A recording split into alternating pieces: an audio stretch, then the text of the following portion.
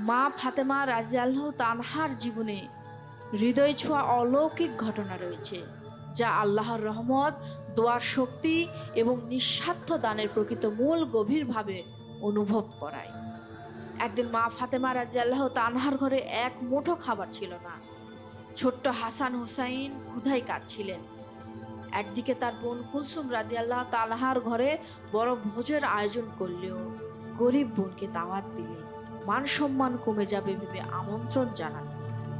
নবী করিম সাল্লাল্লাহু আলাইহি সাল্লাম এটি শুনে কুলসুম রাদিয়াল্লাহু তাআলাকে প্রশ্ন করলেন।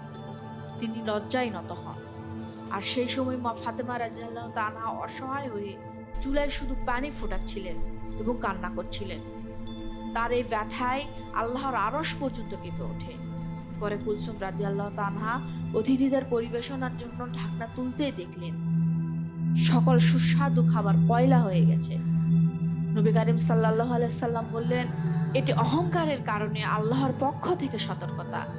তখন কুলসুম রাদিয়াল্লাহু তাআলা দৌড়ে মা ফাতেমা রাদিয়াল্লাহু তাআলার কাছে ক্ষমা চাইলেন।